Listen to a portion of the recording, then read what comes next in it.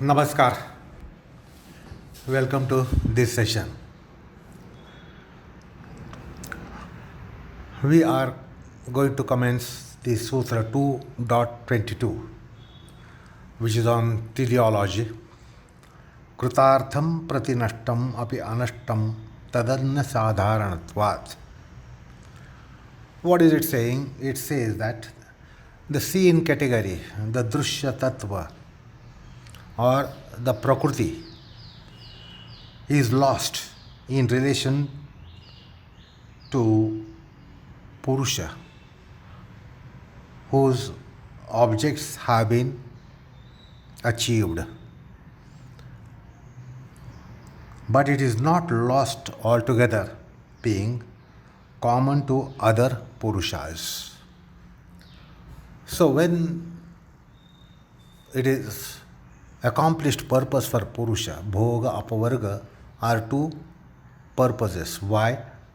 The Prakriti is existing, Drushya is existing, the Swa is existing.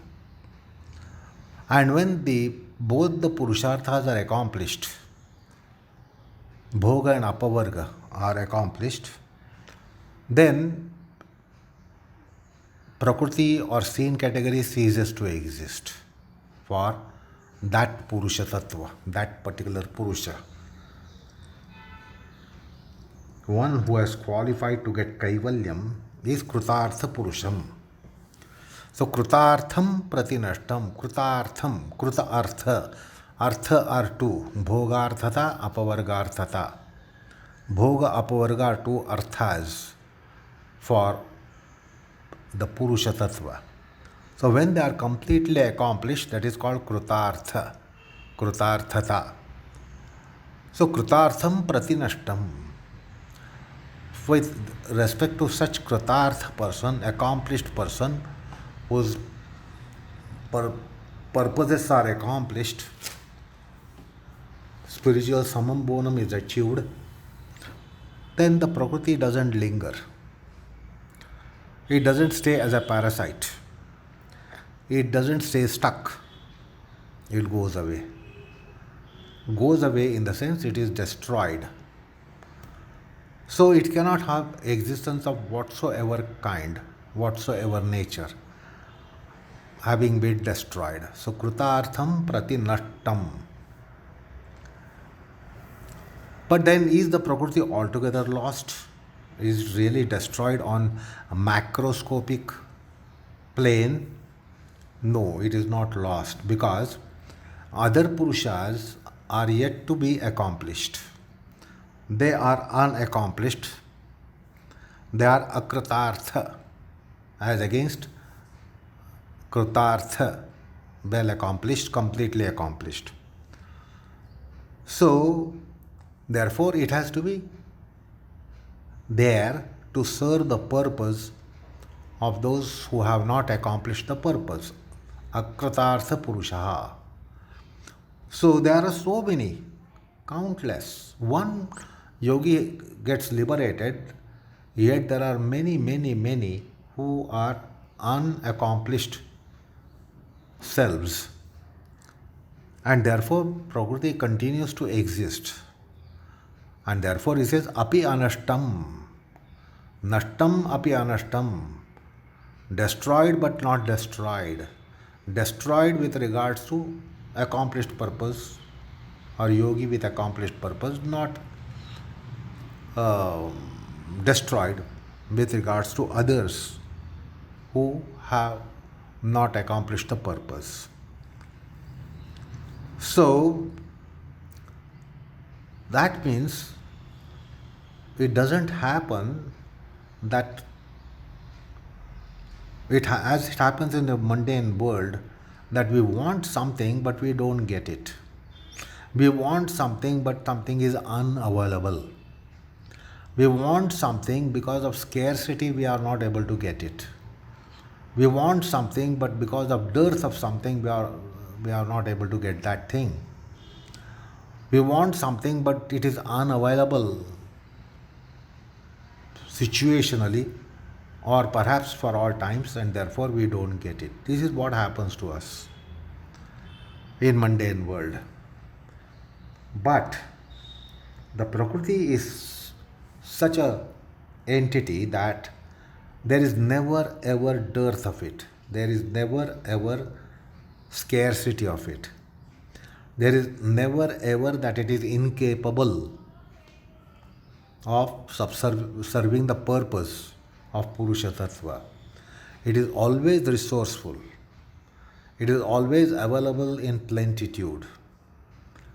There is never ever scarcity, nor is there ever incapacity.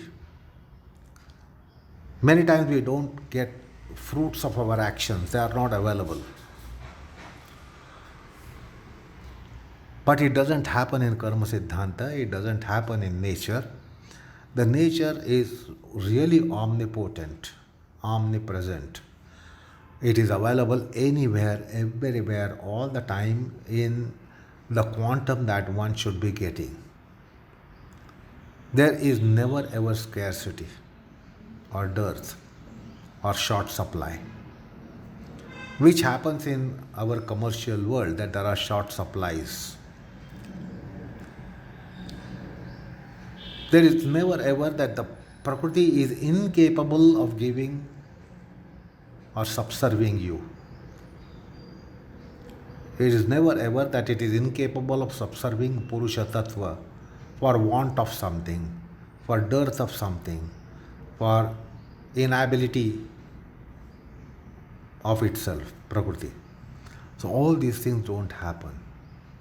The Prakriti is all powerful, and its resources are abundant, absolutely abundant. So it has yet to serve purpose of other unemancipated Purushas, and therefore it continues to exist. It is destroyed yet not destroyed. That's how we have to understand. So Patanjali has worded this beautifully, the teleological principle, that there will be never ever scarcity, dearth, short supply, shortfall, or inability. It is never ever a case that Prakriti says, I am not able to serve you. So that principle of teleology is also to be understood. Even in Karma Siddhanta, there is never ever any karma for which the fruit is not available. The fruition is not available. Otherwise, in the worldly affairs, we come to know that many people do not get what they deserve for various reasons. Not available, not sufficiently available, cannot be rewarded. So in Karma Siddhanta, there is never ever a condition that somebody cannot be rewarded the commensurate fruition to action. Because the Prakriti has really abundance of resources. So this aspect also has to be noted teleologically in this sutra, that it can be capable of accomplishing one's purpose, not that it is not capable of accomplishing somebody's purpose. That will never ever ever happen.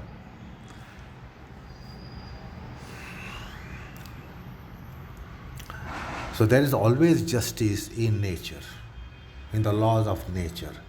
There may not be justice in human world, but there is always justice in the world of nature, because the Prakriti is omnipotent, omnipresent. So, point is, the sutra is saying that even if the seen category, drushya, is seen to have got destroyed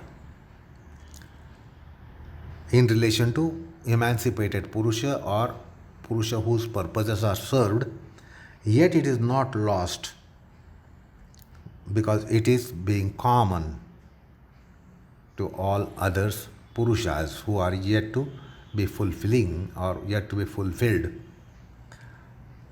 So, it is what the Sutra is telling us. Now, let's try to understand this Sutra at the second stage. We just had the first stage of understanding the Sutra. Now, let's go to the second stage of the Sutra. So the first part of the Sutra is telling us Krutartham Pratinashtam. The seen category is lost with reference to Krutartha Purushas. That is the Adhyamsha of the Sutra. Krutartham Pratinashtam. And then comes the Madhyamsh, the middle part of the Sutra.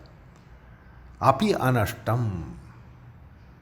That is the middle part of the Sutra. Api Anashtam, yet not destroyed. So in the opening part of the Sutra, we are told Prakriti is lost. Prakriti is destroyed. Prakriti stands destroyed. Is what the first part of the Sutra says. But the second part of the Sutra tells us, although lost, it is not absolutely lost. Yet it is unlost. Yet it is undestroyed. Yet it is unended.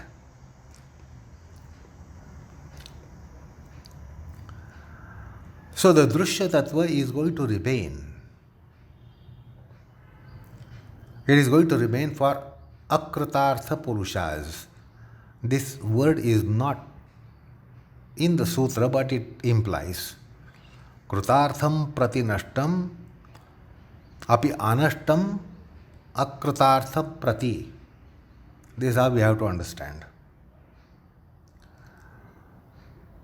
Then the last part of the Sutra, there is inquiry into the concept of destroyed, not destroyed, because this seems to be confusing, it seems to be double tongue, destroyed but not destroyed. So what does it really mean? Destroyed but not destroyed. Nashtam prati anashtam. Does it mean that there is one Prakriti for Krutartha and another Prakriti for Akritartha?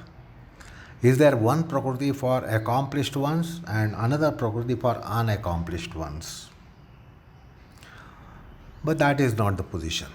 That is not stated condition. That there are no two Prakritis. That part of it is destroyed, or Prakriti that stands destroyed, and Prakriti that stands undestroyed. There are no two Prakritis. Because Prakriti is only one, indivisible. Prakriti is one. It is not divisible with respect to Krutartha Purushas and Akrutartha Purushas.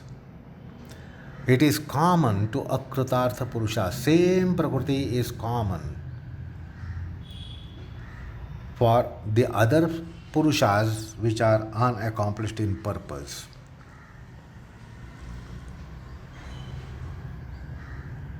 And what is the reason? Tadanya sadharanatvam. Tadanya sadharanatvam. So that is the last part of the sutra. Tadanya sadharanatvat.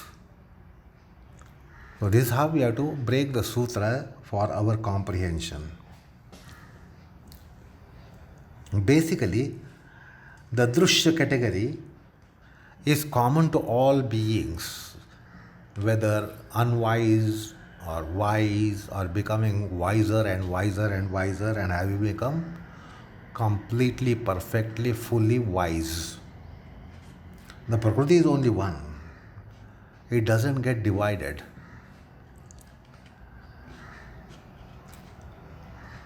Now,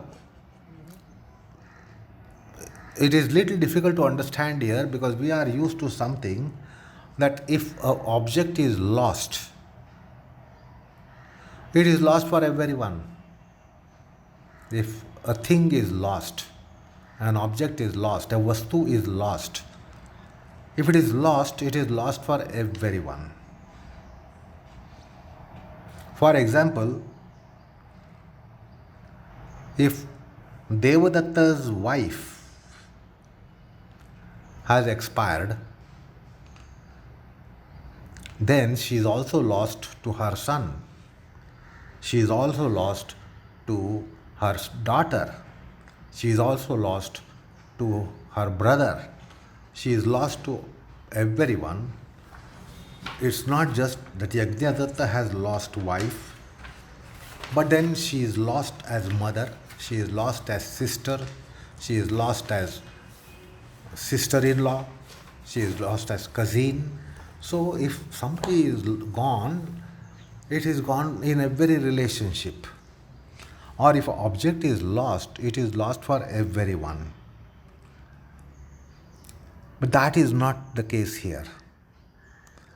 Kruthartha and Krutartha Bhinna Purushas. There are two kinds of Purushas. Krutartha Purushas and Krutartha Bhinna, meaning Akrutartha Purushas. Why are they Akrutartha? Because their Bhoga Apavarga are not accomplished. That is why they are Akrutartha. And therefore, the Drushya must remain for them. Otherwise, they will be deprived. So there should be no deprivation, therefore, there is Anashta Prakriti as well for those who are Akrutartha Purushas.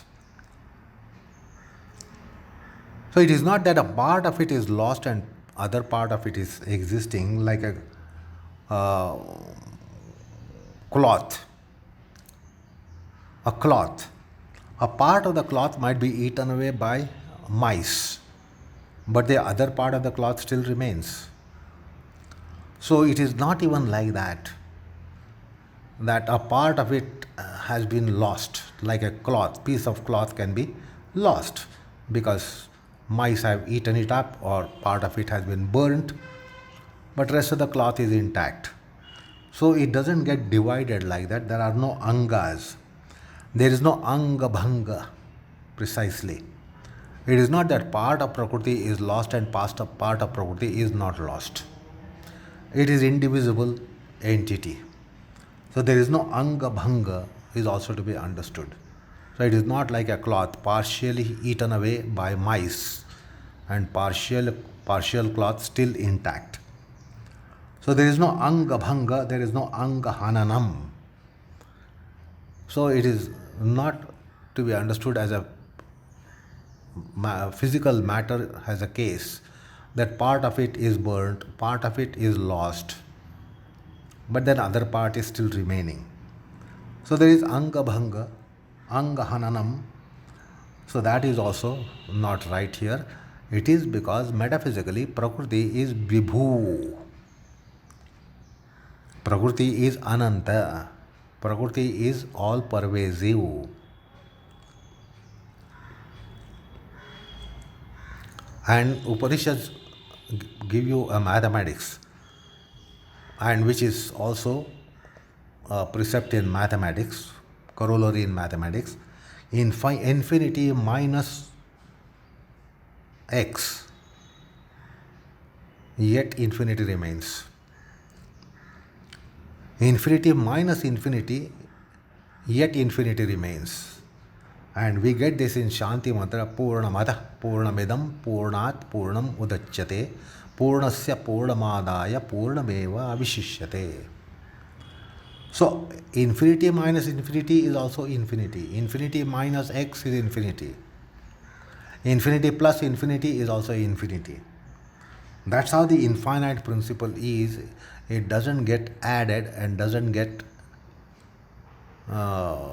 subtracted. So that is also to be understood at this point. Otherwise, we might think part of Prakriti is lost and then other part is still remnant is there.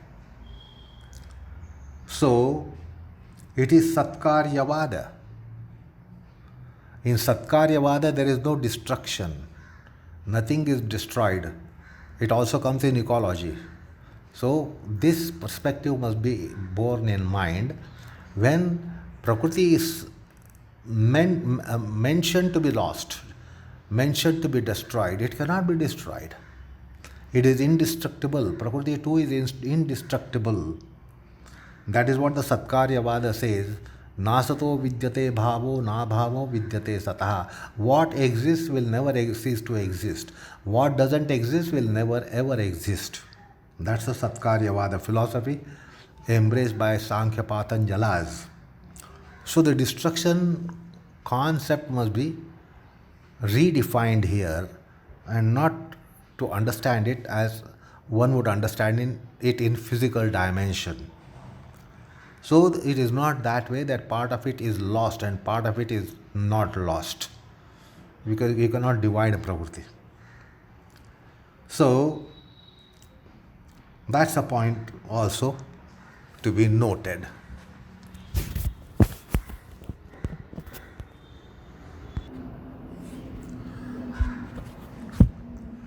Now comes a question here, inquiry here, that when there is express mention destroyed but not destroyed, and destruction is not endorsed by Sankhya philosophy and Yoga philosophy, why the word has been used?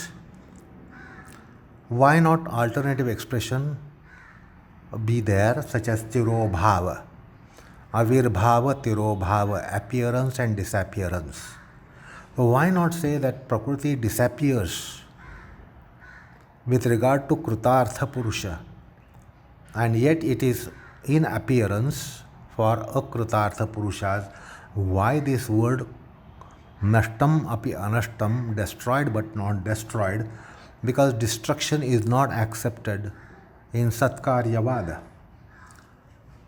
So the answer here is that no alternative expression has been opted for one reason, that if it is disappearance like expression, disappearance can mean there is appearance and reappearance.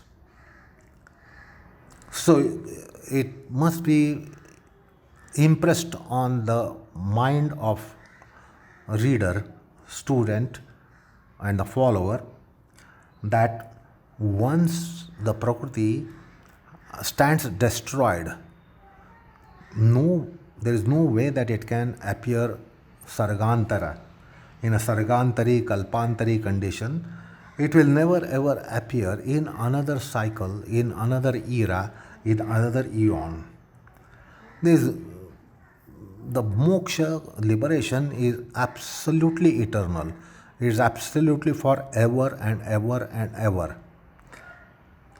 So, in order to impress that the moksha has permanency, nirvana has permanency, kaivalya has permanency, and they have irrevocability, the expression nashtam has been used. This won't be really communicated by using loose terms like disappearance or tirobhava.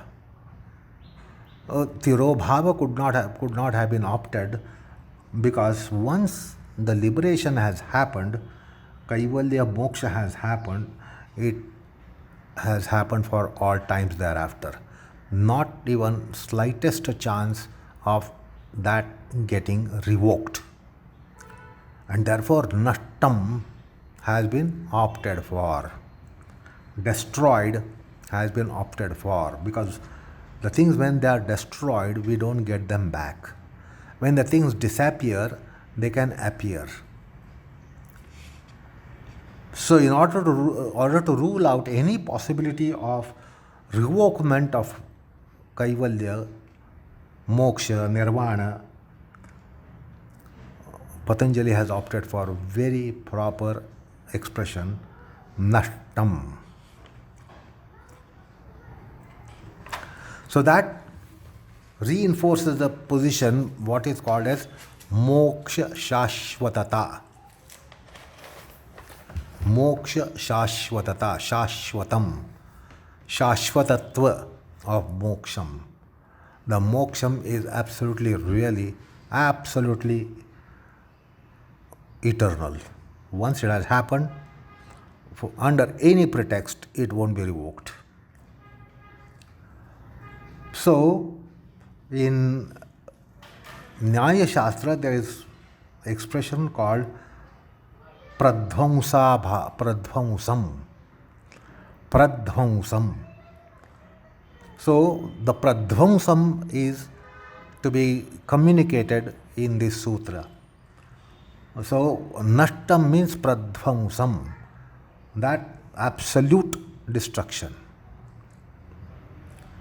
So, there is no chance of punar avirbhavam, reappearance. So, that is one thing. Then, secondly, by the word nashtam, we think that Satkaryavada has been bruised. But in order that such impression should not come, Patanjali has beautifully, very trickfully used nashtam prati anashtam. So, it is not, he is not just saying nashtam, nashtam api anashtam. So, therefore, the Satkaryavada is not hurt, is not bruised. That care also has been taken. If we had made a statement Krutartham pratinashtam and full stop, then it would have been hurting Satkaryavada. But he has immediately used api anashtam, so there is no comma. Nashtam api anashtam. And that is why the Satkaryavada is also intact. So this also has to be understood as to why alternative expression has not been used. In all, Kaivalya Shashvati is to be postulated. And also Nityata of Drushya. The Kaivalya Shashvati and Prakriti Nityata both are postulated here, because in metaphysics, Prakriti is said to be eternal principle. It doesn't get lost. It doesn't have a condition that it has got suspended, it has got ejected, or it has got lost, or it has no entity, it has got disappeared. It doesn't even disappear. So, Drushya Akhandatvam and Kaivalya Shashvati, these are two very important principles which also have been handled very, very, very skillfully and successfully. Satkaryavada has been kept intact. So, see what a forest has attained in this sutra. This is worth taking note of, that Satkaryavada is nirbadha. There is no badha. By saying the expression nashtam apyanashtam and Kaivalya Shashvati and the Akhandatvam of Prakriti. So all this has been attained. So it's a beautiful, wonderful, semantics, wonderful selection of words, and wonderful skill in formulating a statement. So here also Patanjali scores a merit. The way he has formulated the sutra to mention realities, that is incredibly great.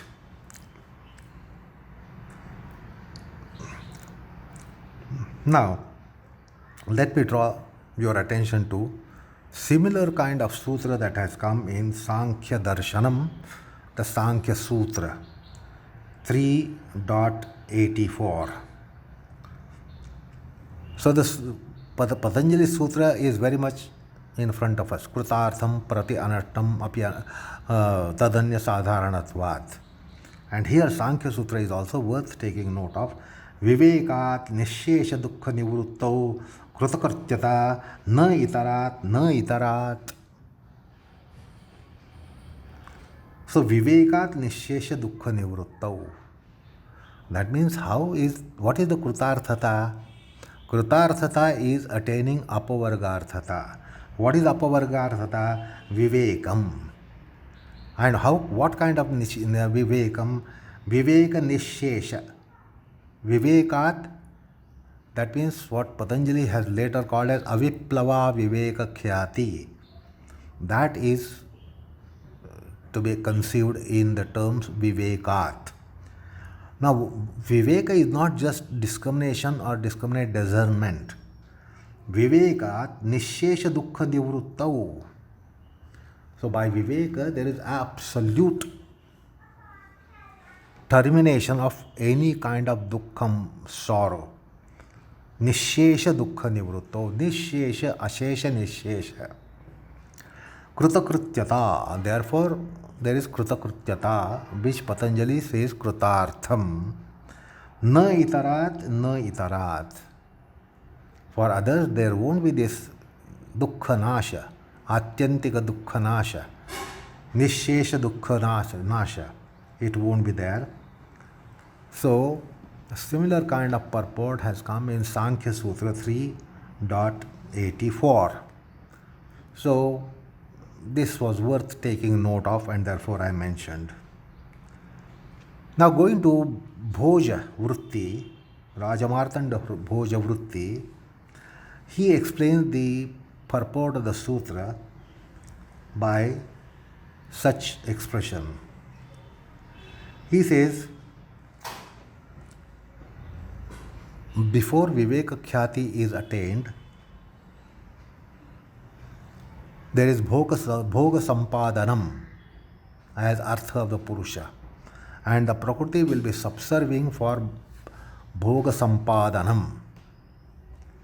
So he says the drushya, until Viveka Khyati has not dawned, it will be supplying, helping Purusha to get the bhogas. And that is very intrinsic nature of the drushya, that it will give you bhogas needed until the dawn of Viveka Khyati. So, therefore, Krutartham prati, it becomes nirvyapara, vigata vyapara. It has now no purpose. Once apavarga has been given, yogi has attained apavarga, now it has no purpose, no activity whatsoever. So it is nirvyapara, vigata vyapara. So this happens with regards to krutartham prati.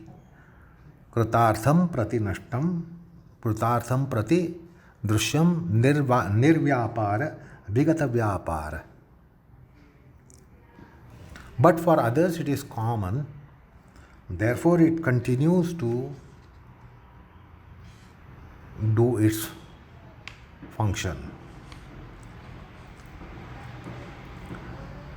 So it never ever happens that purpose has been accomplished but Prakriti is lingering. As I said earlier, it is never a parasite. So it doesn't remain stuck after purposes are served or a condition such as krutartha comes up. So, that is what is made clear by Bhoja. Now, Bhashyakara has expanded the purport of the sutra. The sutra words have been opened out. The sutra concept has been opened out by little liberal use of words. So he says, Krutartham ekam purusham prati drishyam nashtam api Nasham praptam api anashtam tadanya sadharanatvat. So he opens out the purport of the sutra beautifully. Krutartham ekam purusham prati drishyam nashtam api nashaprapta api Anashtam tadanya sadharanatvat. So nashtam api anashtam has been put forward beautifully. And then kritartham is only one Purusha, with reference to whom the Prakriti will stand destroyed, lost. So he has opened out the sutra by little liberal usage of the words. Now, as we have seen in Sutra and Sutra Bhashya, the word nashtam has been retained. It has been maintained even by Bhashyakara. Patanjali has used this word nashtam, and Vyas Bhashyakar also has continued to use it. He maintains it. And we have seen why it has been maintained. And just a while ago, we said the nashtam api anashtam has come in one breath, and therefore it has kept intact Satkaryavada, it has kept intact Prakriti Nityatvam and Kaivalya Shashwati. Then proceeding to Vachaspati Mishra's clarification, Vachaspati Mishra Nashaha Adarshanam. What is Nasha? Nasha means Adarshanam. Nasham Adarshanam. Not having Viveka Khyati, it is not lost, or having Viveka Khyati, it is lost. So here he has used the word disappearance to convince those people who had the doubt earlier.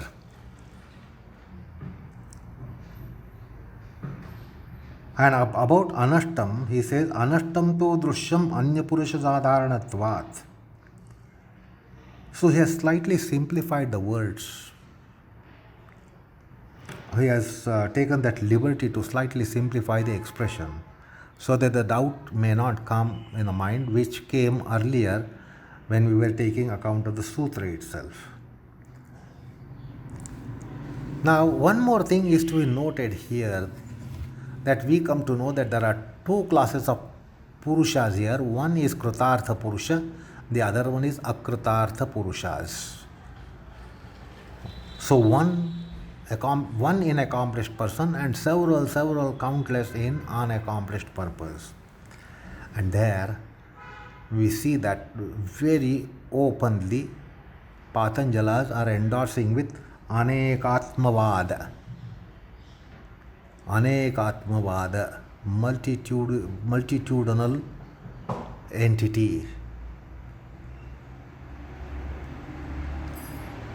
Otherwise, there are philosophies who believe in Ekatmavada, but Patanjali is embracing Anekatmavada. Purushananatvam. And this Purushananatvam, that there are many such Purushas, has also Shruti Pramanyam. It is actually posited by Shrutis, Veda Upanishads. And therefore Vachaspati Mishra quotes a Shruti from Taittiriya Shakha, Shakha called Krishna Yajurvedam. So he quotes this, which comes in Taittiriya Aranyakam 6.10. It also comes in Shvetashvatar Upanishad 4.5. Ajam ekam lohita shukla krishnam bhavvi prajaha srujamana sarupah ajo yekaha jushamano anushete jahatyenam bhukta bhoga ajo anyaha. So he says there is single one which is unborn, who is red, white, black respectively, of Rajatama guna, Sattva gunas, Triguni, and she goes on giving birth to multiples of her nature. Therefore, she is called Pradhana and Pradhana Karanavada, Prakriti Karanavada. She goes on giving birth to so many which are Gunatmaka, Gunanvita matters. There is another unborn Purusha follows her enjoying the manifestation of the Prakriti, while the another unborn Purusha gives up having enjoyed all enjoyables. So the Kritartha Purusha and Akritartha Purusha classification is endorsed by Shrutis, and that's why we quoted these mantras from Taittiriya Aranyakam and Shveta Shatar Upanishad. So concept of Kritartha Purusha and Akritartha Purusha has come in Shruti.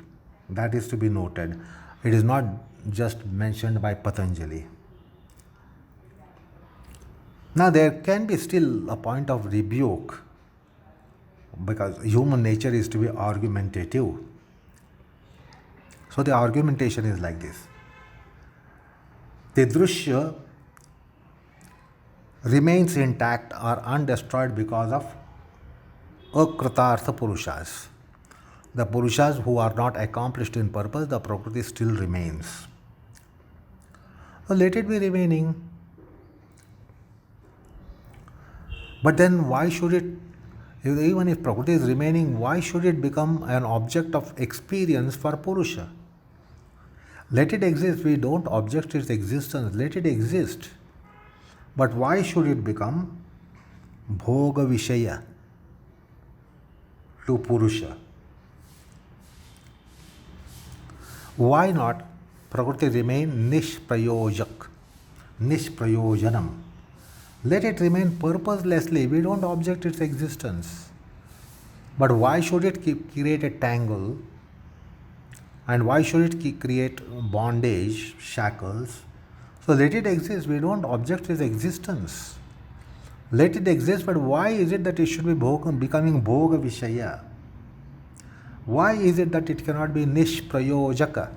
Why it be not existing without purpose?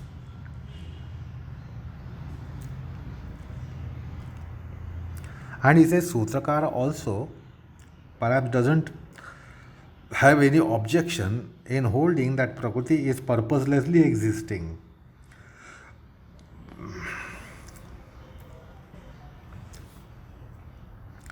So this is just a cavil, because what Patanjali has said is quite express. Patanjali does not give room to anything like that a Prakriti exists but purposelessly exists. It will never exist purposelessly. So this is merely a cavil.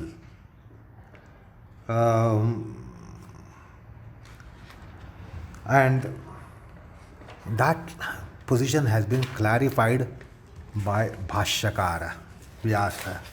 He has anticipated such a cavil and he has taken it on the anvil, this objection. He says, Kushalam Purusham Pradinasham Praptam Api Akushalan Purushan Prati Na Kritartha Iti Tesham Karma Vishayatam Apannam Labhata Eva Pararupena Atmarupena Iti. So, as it is fact that the Prakriti never gets totally extinguished, exhausted, lost, so also no part of Prakriti or that part of Prakriti which is existing, which will be never ever purposeless. It will always be having purpose. So there is no part of Prakriti which is useless. As many times we come across matters which are useless. The man is in the habit of labeling something as useless, absolutely useless for anyone and everyone. But this is a narrow view, it is a spatialized view. It doesn't have any place in metaphysics. And therefore Vyasa has made it clear. Kushal Purusham Prati means with respect to Kushala Purushas, it is destroyed. But for Akushala Purushas, there is still Akrutarthata, and there is no Krutarthata attained.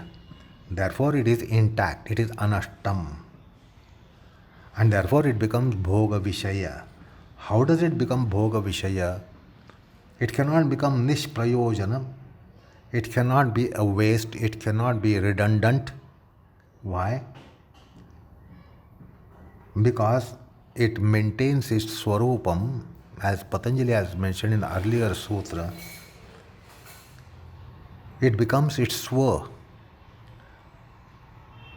To serve the purpose is its sole purpose, and still, as that is not been exhausted, that is not been met with, it continues to exist purposefully.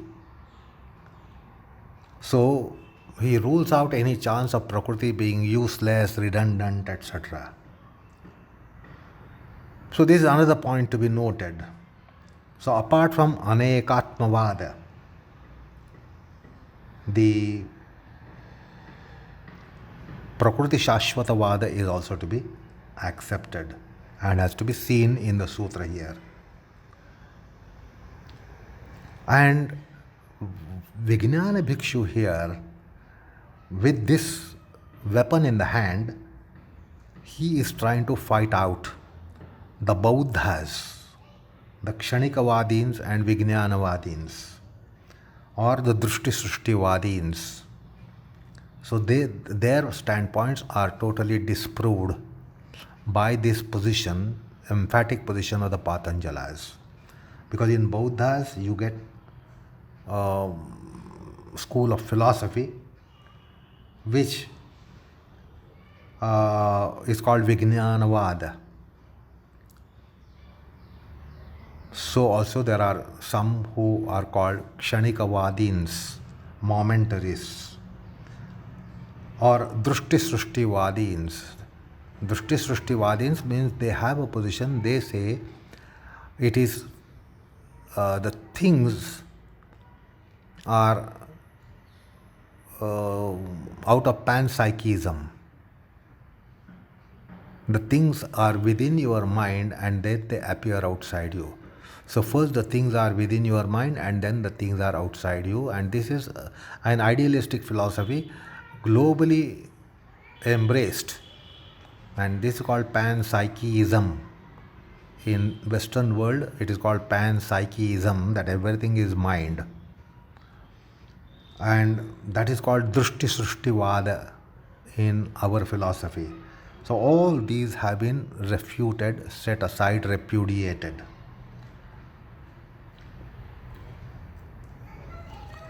So these are certain points that we need to take note of. Anyway, there is further matter to be delineated on the sutra, but enough for the time being. We'll proceed on to the same topic, delineating the concept, the purport of sutra. But that is for next time. Namaskar all of you.